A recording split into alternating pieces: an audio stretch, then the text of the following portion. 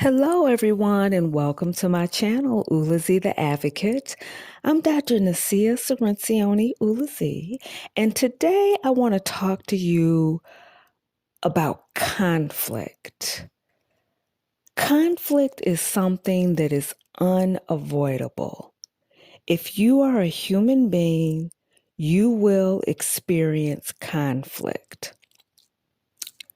The information that I'm going to share with you, I was actually able to obtain from a blog post written by Natalie Pizzolla. She's a social worker. I am going to put a link to the blog she wrote in addition to her name below. So check it out when you get a chance.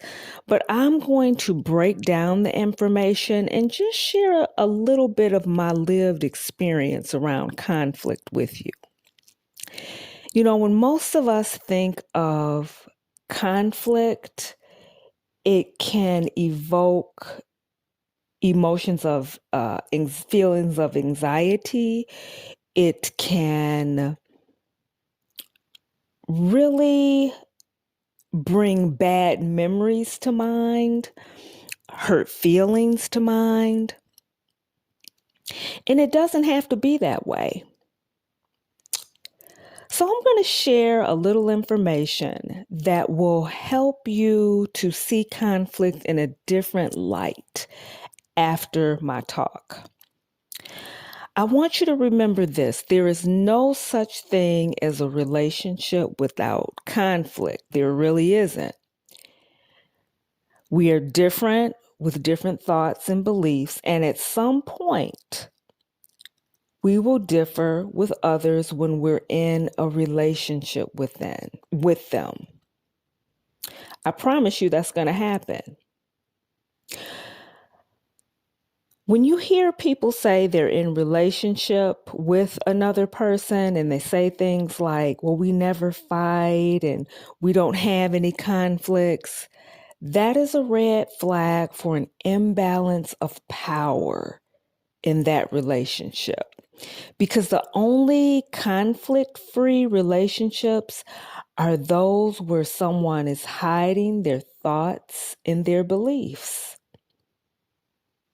And trust and believe me, that is not healthy, and you don't want to go down that road. It's also not sustainable. So what I'm going to give you is what Natalie Pizzolla shared in her blog. Just some tips not to eliminate conflict, because like I said, that's inevitable. The key piece with conflict is learning how to manage it. Now, for much of my life, what I would do is avoid conflict at all cost. And when I found myself in conflict with another person, I was overly cautious and overly accommodating. Not healthy, and it didn't work for me. So in recent years in my life, I've become much better at managing conflict, and it's given me a lot of freedom in my life. First thing I want you to do, when you find yourself in a conflict with someone, determine whether or not there is really an issue to address. Not everything has to be an issue. Some things you can let go. So that's number one. Number two, I want you to decide whether it's an appropriate time and place to discuss the issue if indeed there is an issue. Let me tell you why. Sometimes you can fuel a conflict and escalate conflict when there is an audience. So I have found when I am in conflict with someone, if I can talk to that person, if at all possible, one-on-one and in private, I believe in my experience that lowers defenses, that allows people to communicate more Honestly, it creates space for vulnerability. So, if at all possible, sometimes it's not. Sometimes you have to deal with the conflict right where it happens.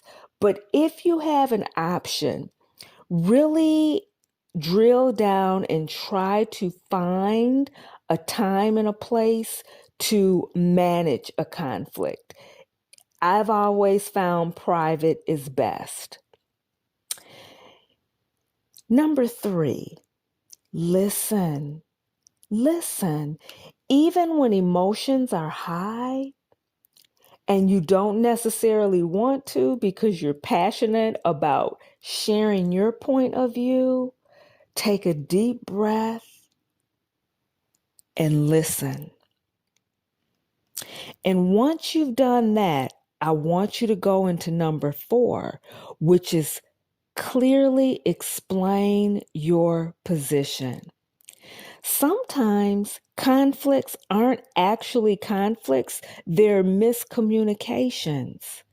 So by clearly explaining your position, you may minimize further conflict.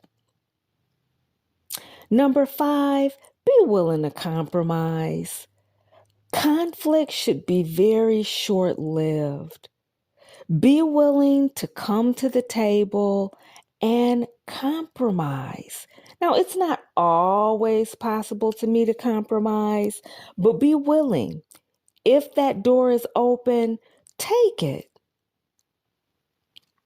I think those gems that I've just dropped